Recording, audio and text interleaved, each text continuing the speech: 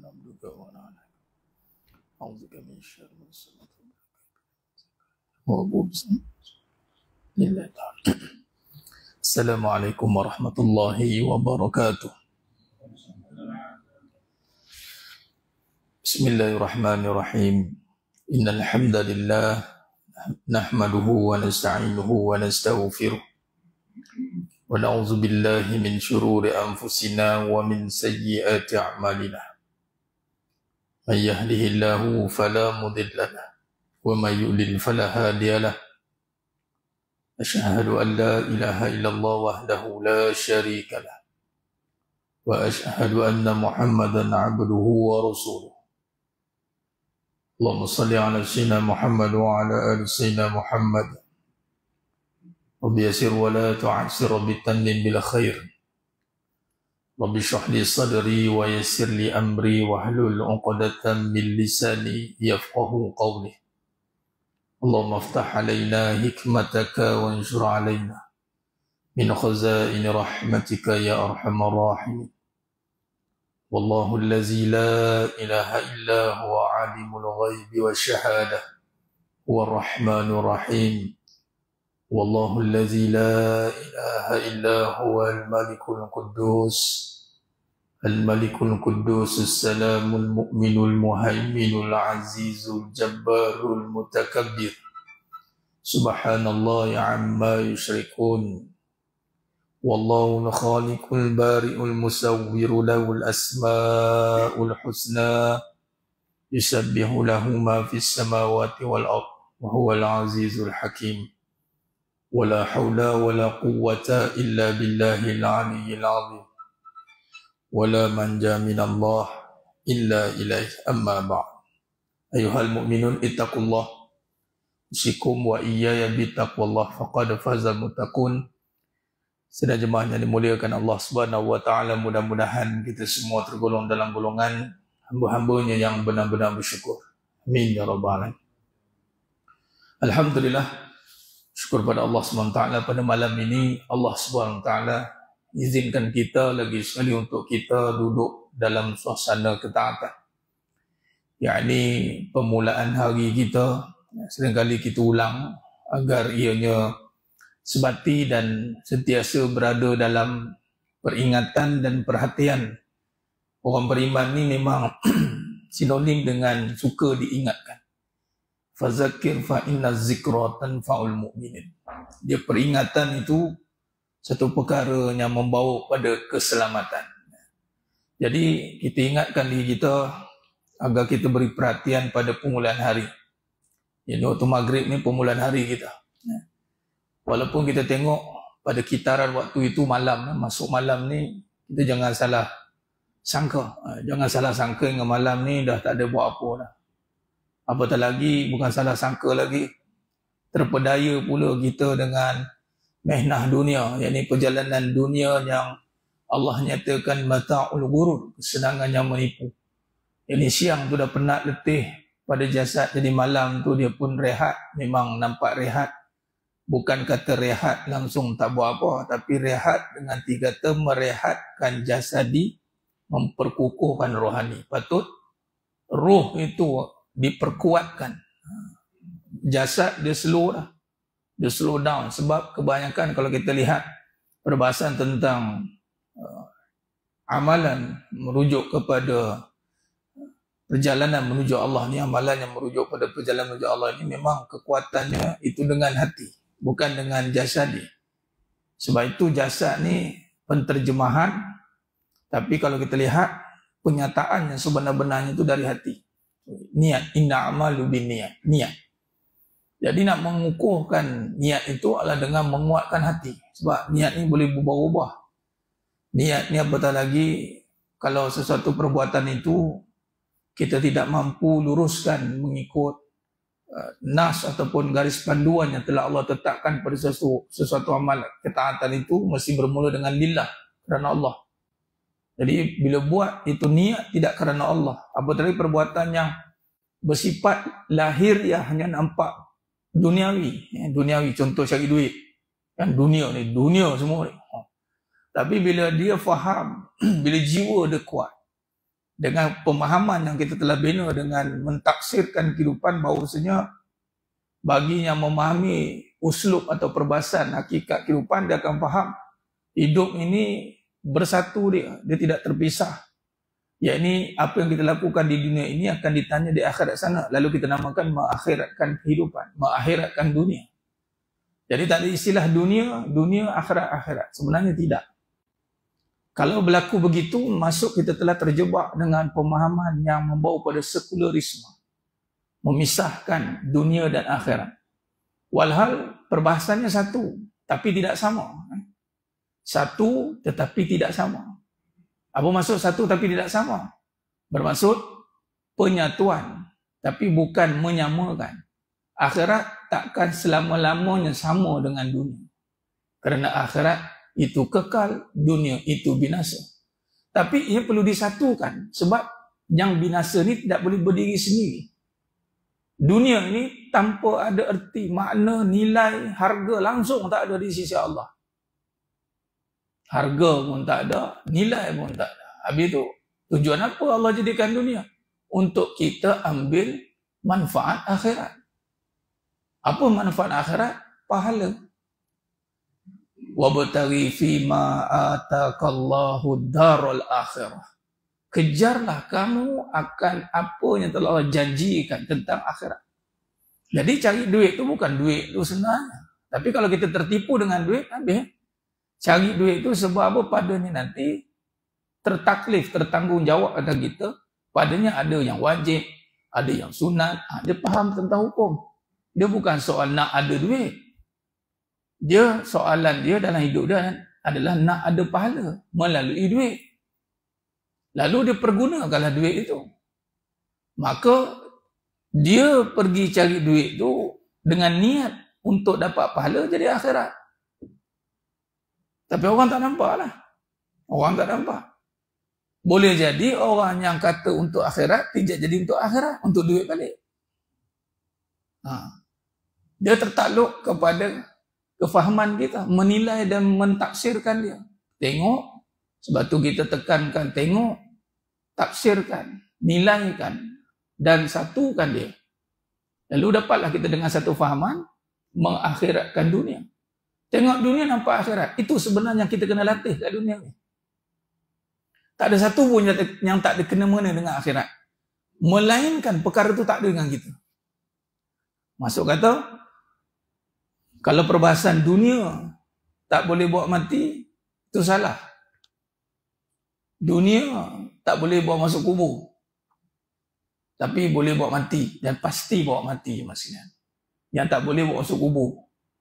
Motor saya tu tak boleh bawa mati. Tak boleh bawa masuk kubur, tapi bawa mati. Tapi nak tengok situ pun kadang terkeliru. Ni dunia semua ni. Sebab apa bawa mati? Sebab Allah tanya, bawa pergi mana motor tu? Summa latus'alunna yawma izin anin na'im. Pagi tadi saya pagi subuh-subuh keluar dah. Lepas subuh pergi Kuala Kangsar. Saya pada Kuala Kangsar tadi. Ada kelas. Final year tadi. Saya final ada perbincangan dengan Dr. Mustaqim tentang projek paper kan. Turun-turun tu biasa hari Sabtu kan. Sabtu Minggu ni. Penuh lah motor tu. Motor penuh lah dekat Petropam, Pentian Rawang tu, RV kat situ, kebenar RV kat luar. Nampak sama tapi tak serupa. Kita gunakan jalan yang sama. Mungkin kita kapasiti motor tu berkuasa tinggi yang sama tapi haluan kita berbeza. Saya nak pergi universiti, nak belajar. Jalan saya menuju ke syurga. Kena yakin macam tu sebab apa? Menuntut ilmu. Tu baru right to jannah. Saya dah buat tagline. Dia panggil road to jannah. Right to kuliah. Tapi setakat hari ni tak ramai yang menyahut. Saya seorang je. Ada satu kali tu buat mereka konvoi Noh motor. Masjid lah. Tu masjid tak sebut nama. Penuh motor. Bila konvoi Merdeka tu saya rasa mau dekat 100 biji ada. Saya kata alang-alang dah ramai ni kita buat grup lah terus. Grup apa Ustaz? Kita buat Road to Jannah. Right to Kuliah. Saya sebulan 2 kali ada ride ke Melaka. Itulah pergi kuliah kat Bukit Katil. Bukan cari, tapi jemaah kita tu dah ikut, dia minta saya pergi ceramah kat sana. Khamis minggu pertama, Jumaat minggu ketiga. Setakat hari ni, seorang pun tak ikut. Jom. Masalahnya yang selevel-level kita pun ada, yang arti-arti juga.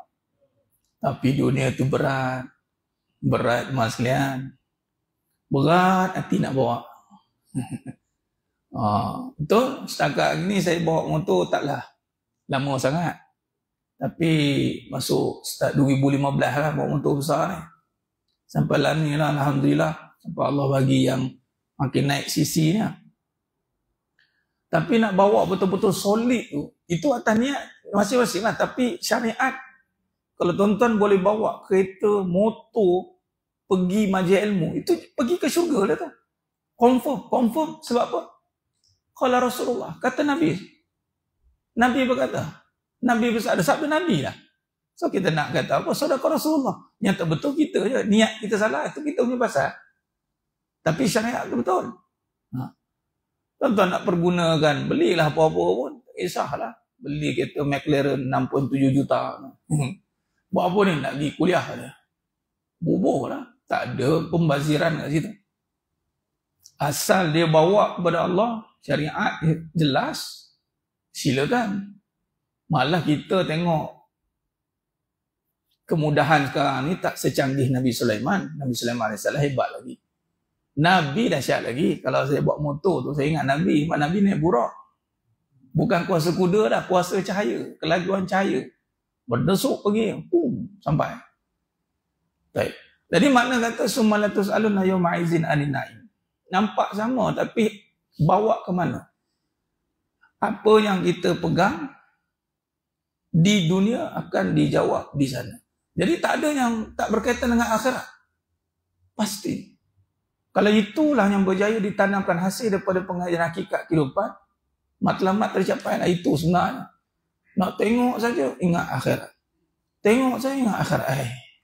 Macam masing ingat akhirat, ini dosa ke pahala ni? Ini boleh pahala ke boleh dosa ni? Dia dah main macam itu, Mas sekalian. Ni duduk saja ni dapat pahala ke dapat dosa? Dia tak ada saja. Kata almarhum Tuan Guru Datuk Ismail Kamus kata apa? Tak ada istilah masa kosong. Tak ada. Sama ada diisi dengan baik atau diisi dengan buruk. Itu saja. Dia tak ada istilah masa yang kosong. Tak ada. Malah jangan tunggu ada masa lapang. Kena lapangkan masa. Dia battle tu.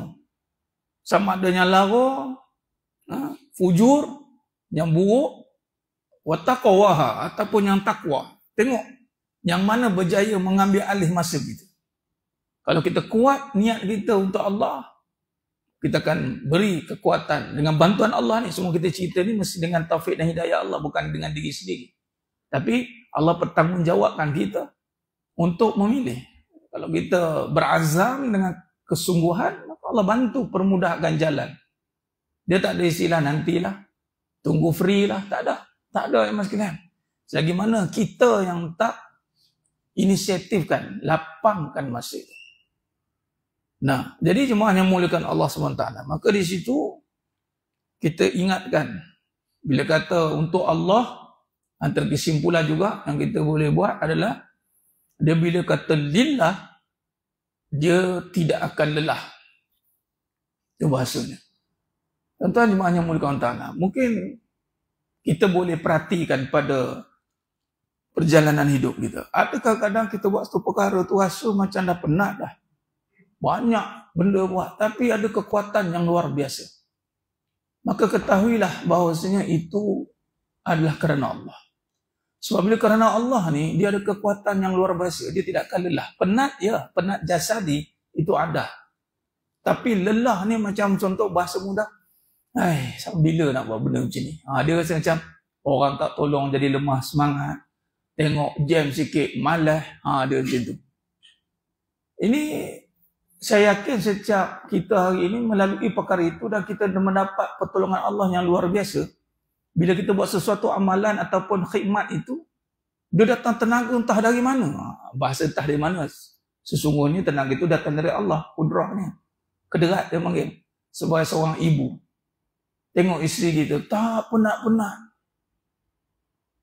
Kalau baju tu, tak habis-habis baju dia nak basuh. Tak bila tak ada baju, tak tahulah. Bila tak ada baju senang je, bila tak pakai baju. Tak ada baju lah. Baju tu mesin basuh tu, Allah bertimbun-timbun kadang. Allah. Dia kalau buat kerana Allah, dia tak nampak Allah. Dia tak ada hai tu. Dia kalau kerana Allah, dia jadi satu benda tu akan jadi benda yang membawa keseronokan. Wa basyiril ladzina amanu. Dia rasa gembira dia buat satu tu. Benda perkara ini, kegembiraan itu tiada kena mengena kerana dibayar. Kalau ada subjek tu gaji, mungkin lah. Mungkin. Ini kerja yang tak ada. Contoh tuan-tuan datang hari solat. Ini bukan senang. Bukan bayar gaji. Tolong isteri kita, anak-anak nafkah. Bukan bayar gaji lagi. Burn gaji. Kan? Burn. Itu kebaikan yang burn tau. Dia tak ada istilah ROI tu aku nafkah ni mesti ada ROI. Tak ada. Kebaikan semua burn sebenarnya. Dia tak ada istilah aku nafkah isteri anak-anak mesti dapat balik return. Tak ada. Semua burn. Tapi Allah bayar. Allah gandakan balik dengan berbagai cara. Boleh jadi dengan duit tu balik. Atau dengan kekuatan. Macam-macam cara. Jadi makna kata bila kata lillah, dia akan mendapat sesuatu kekuatan. Bermaksud dia tidak akan lelah. Ini kita akan nampak macam perjalanan kita, contoh pergi umrah. Kan? 8 jam dalam flight. Ikutkan tu turun-turun tu melepek lah kan. Pelepak dia tu. Dia nengok kat bawah pukul 2 pagi. Tahu umrah pagi ni ke? Sabar dah 2 pagi kamu. Jangan. Datang semangat 2 pagi pun 2 pagi Ustaz. Datang semangat membara dia. Padahal barulah turun daripada flight 8 jam. Duduk kerah dalam ketebang tu. Jalan lagi. Angkat beg lagi. Tapi bila dah start niat umrah tu. Pakaikan ihram. Dia rasa. Semangat. Pergi time puasa pula. Buat umrah Ramadan. Tengok penangan dia macam mana. Lagi dahsyat. Tak makan. Tak minum.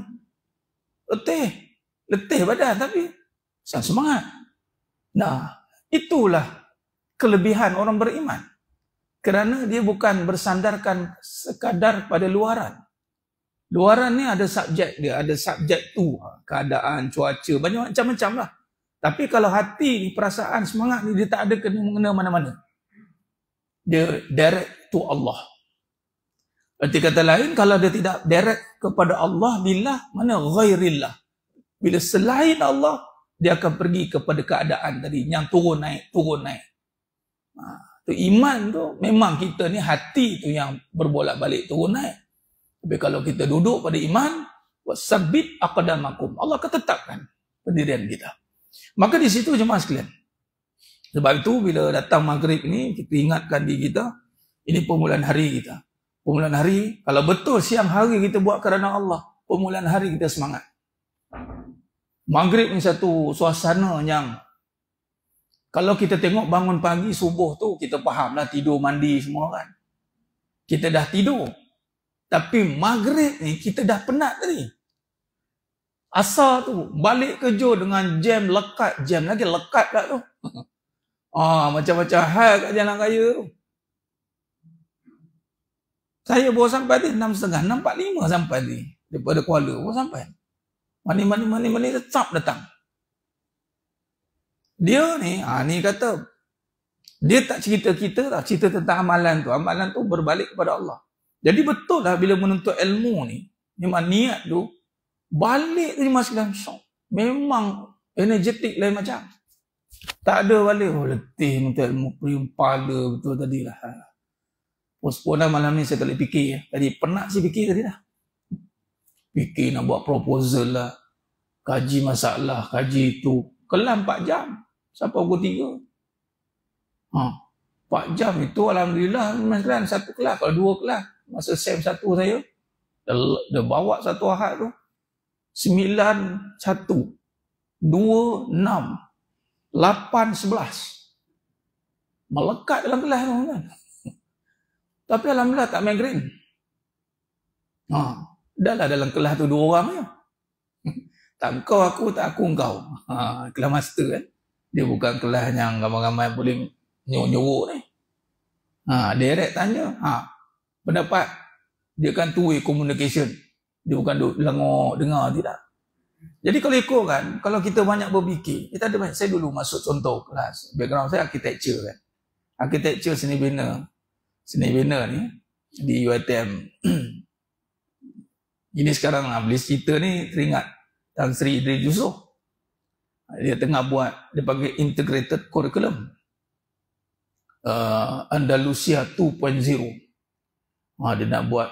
Tapi dia sendiri mengakui bahawa integrated curriculum masih belum berjaya diaplikasikan di Malaysia ni. Sebab contoh integrated curriculum ni, seorang ahli fizik, dia boleh cerita bahasa Quran.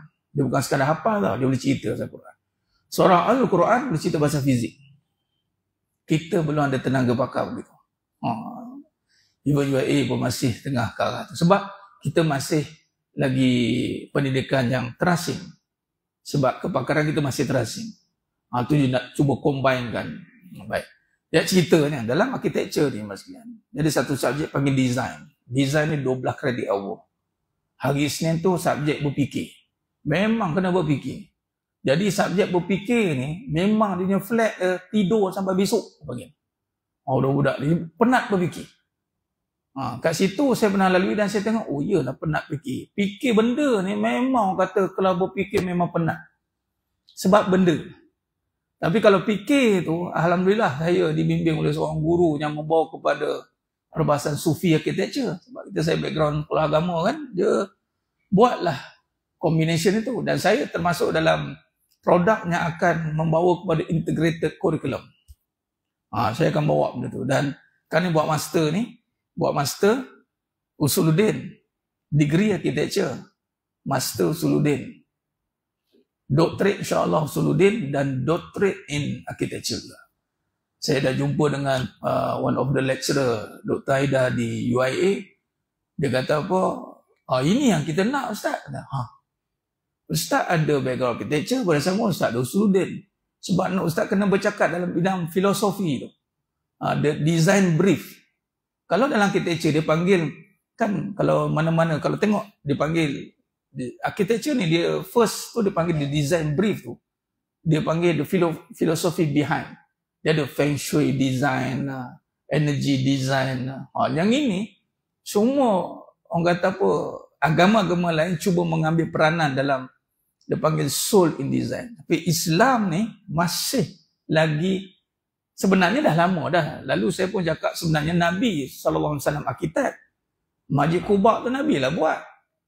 Nabi Ibrahim AS arkitek. Tu Kaabah. Tapi tak nampak direction ke situ. Bila saya kata begitu, betul Ustaz. Ustaz buat case study nanti Masjid Quba. Sebab architecture dia bukan just bina batu ni, bukan. Dia ada seni dan bina. Itu susah tu. Roh dan jasad. Dia masuk saja, dia ada feel tu. Nabi SAW berjaya bina feel tu. Konsep takwa. Bukan calang-calang. Malah konsep itu diterima oleh Allah. Diterima oleh Allah konsep tu. Sehingga kan kita datang Masjid Quba bersih. Itulah konsep lah. Takwa.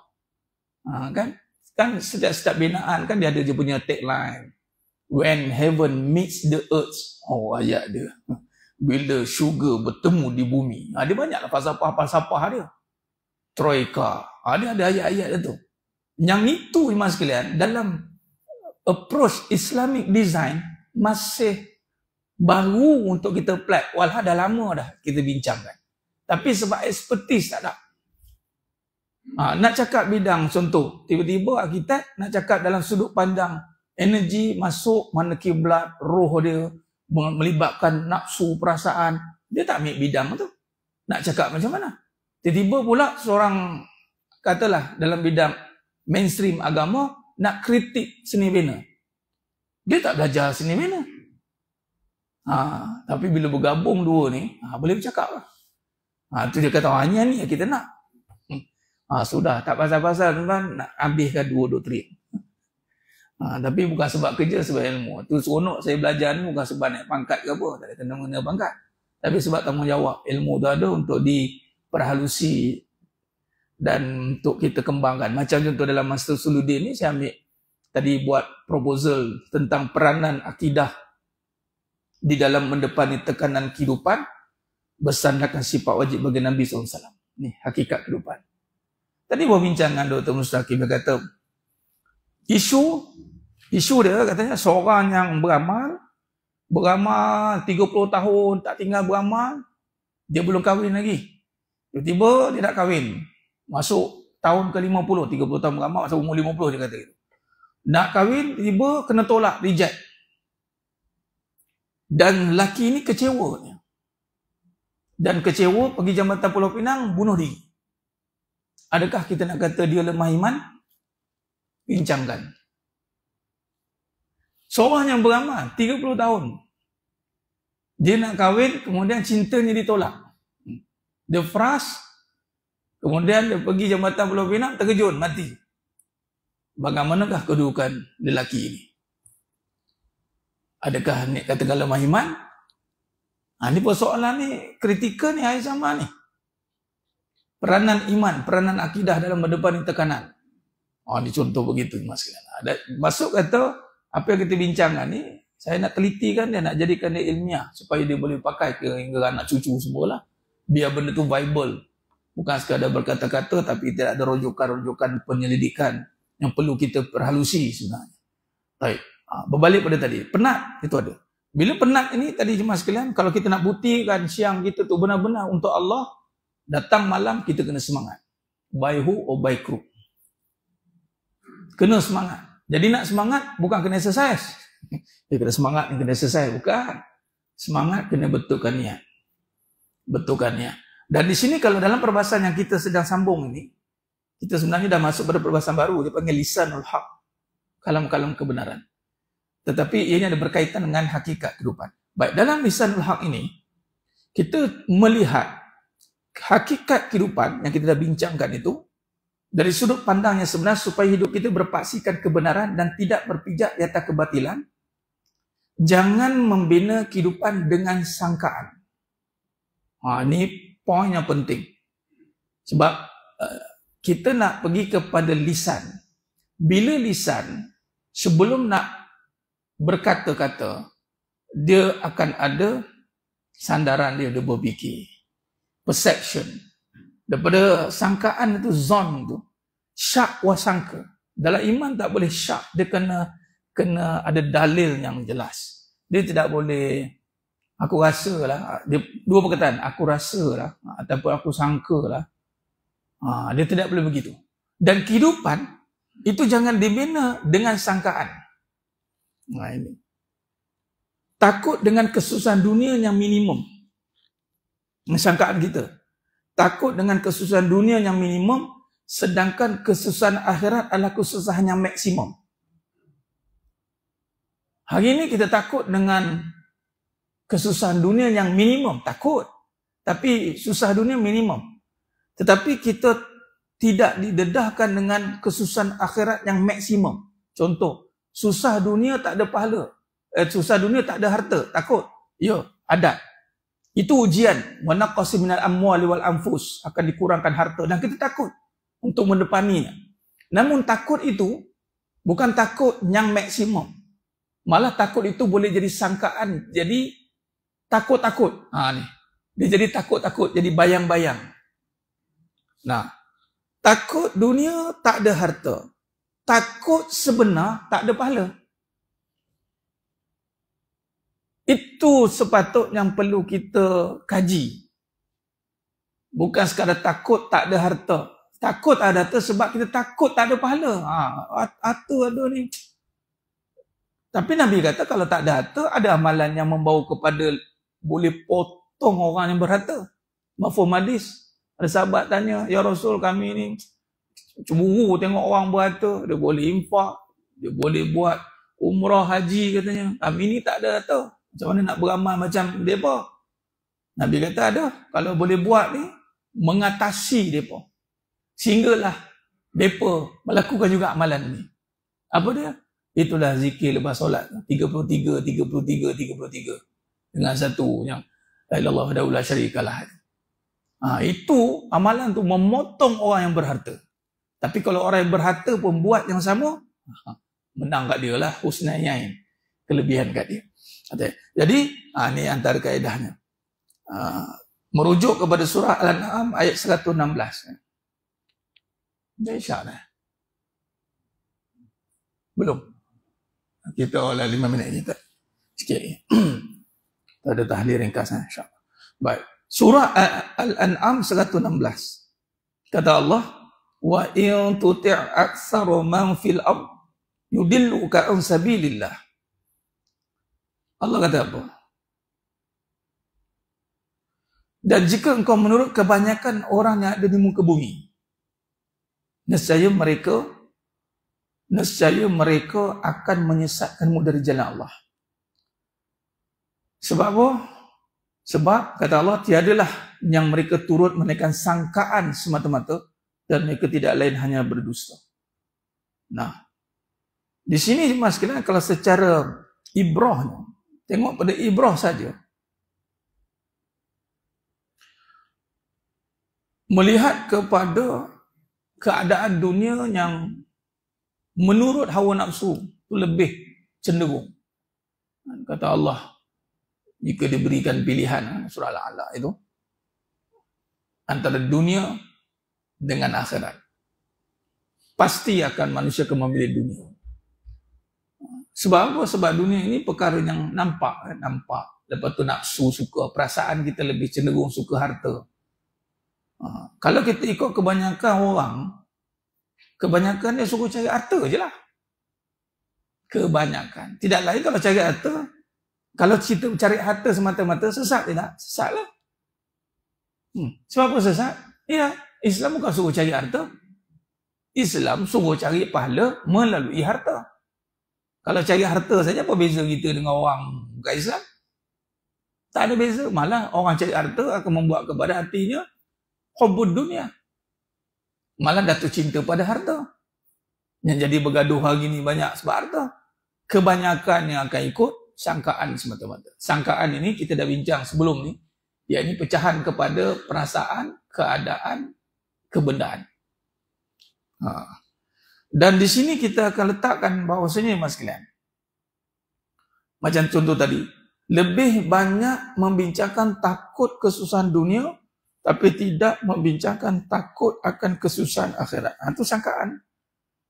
Kebenaran, kesusahan akhirat, dunia, dia lalui ketakutan itu, tetapi bila dia faham tentang ketakutan akhirat, maka ketakutan dunia itu menjadi minimum. Minimum lah. Dia tidak besar-besarkan ketakutan dunia. Dia hanya melalui dunia dengan keperluan, tetapi tidak dengan kemahuan. Jadi letakkan yang maksimum di depan. Jadi yang minimum akan selesai. Bila kita takut kepada akhirat, pasti dunia akan selamat. Contoh takut pada akhirat, yakni kalau setiap dunia ditangani dengan cara akhirat, yakni dosa pahala, pasti tak ada orang buat kerja sia-sia main-main. Tak ada. Sebab kalau cerita bab dunia, dia buat kerja, apa kau dapat? Buat apa kau tolong dia? Contoh, kita pergi kerja kat office. Dia punya kerja tu berkira betul. Nak tolong, jangan tunjuk rajin lah. Bukan tambah gaji, tambah kerja. Dia cakap macam tu. Dia cakap kat bos, saya ni, kalau rajin pun bukan tambah gaji, tambah kerja. Agak-agak bos suka kau cakap macam tu. Okey lah.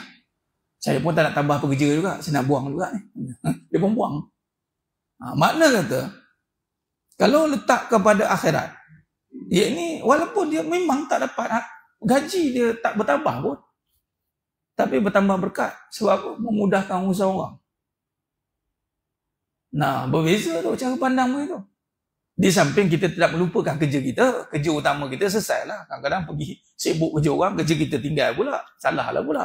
Ini kerja kita buat, habis awal ataupun selesai.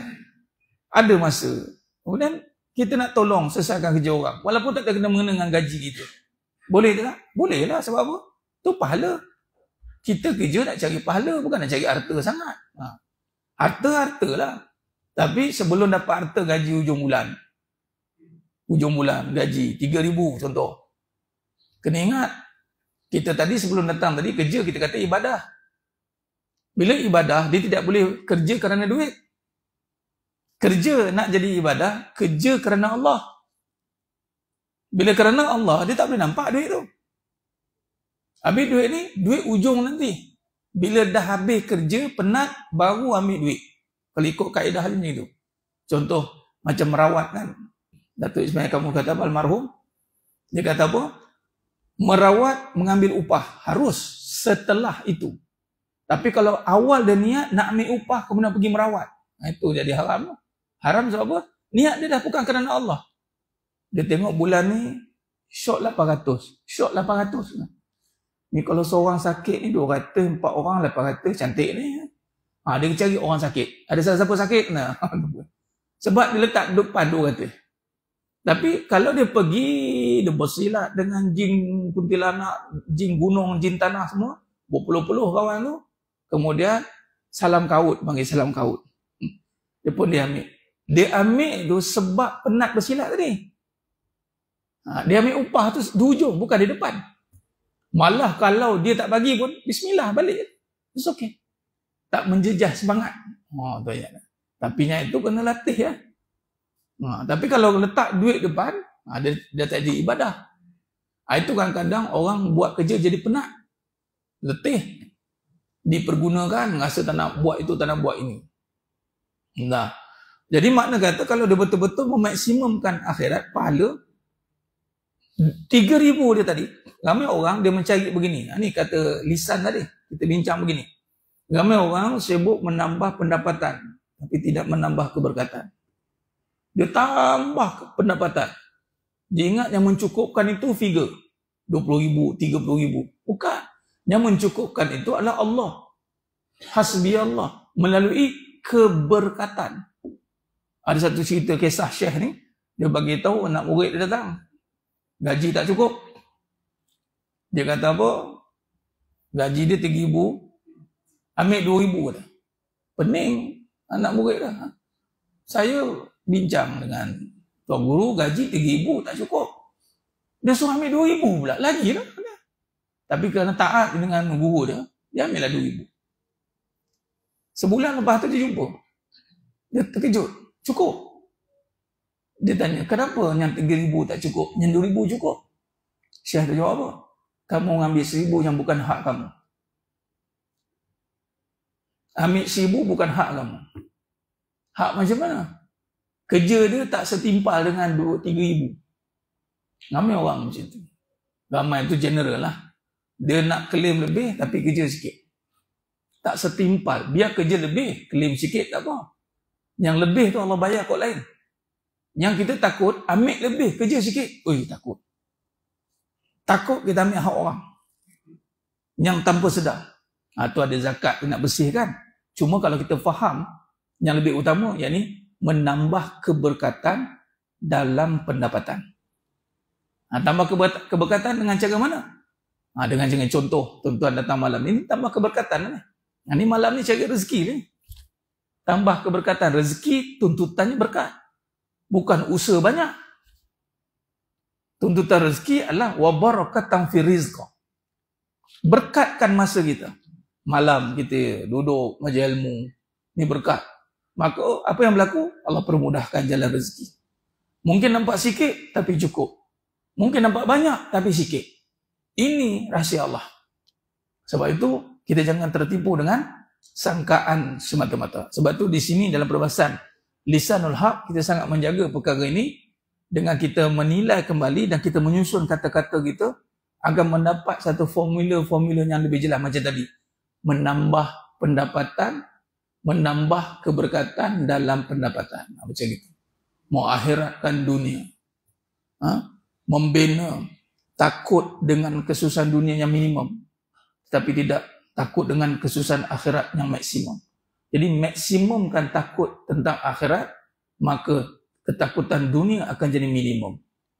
Ada kaedah-kaedah macam itu datang dengan pemahaman dan akhirnya kita akan menyusun kehidupan mengikut landasan yang benar. Sebab kehidupan mesti mengikut kepada SOP akhirat. Dia tidak boleh ikut SOP dunia. Wallahu alam. Kita berhenti setakat ni dulu. Kita akan sambung pada insya-Allah pada perjumpaan yang akan datang. Mohon ampun maaf daripada saya ada kekurangan. Tangan saya itu kurang bicara dalam penyampaian. Hanya Allah Ta'ala sajalah yang mampu menyempurnakan perbahasan kita pada malam dan penuh barakat. Qul qawli hadza wa astaghfirullah azim wa lakum wa billahi taufiq wal hidayah. Assalamualaikum warahmatullahi wabarakatuh. Tangguh dengan tasbih kafarah di surah Al-Asr. Subhanakallahumma wa bihamdika. Asyhadu an la ilaha illa anta astaghfiruka. Bismillahirrahmanirrahim. Wal-'asr. Innal insana fi khusr illa allazina amanu wa amilus solihat wa tawassaw bil haqq wa tawassaw bis sabr. Wallahu a'lam bis-shawab. Takbir. Allahu akbar.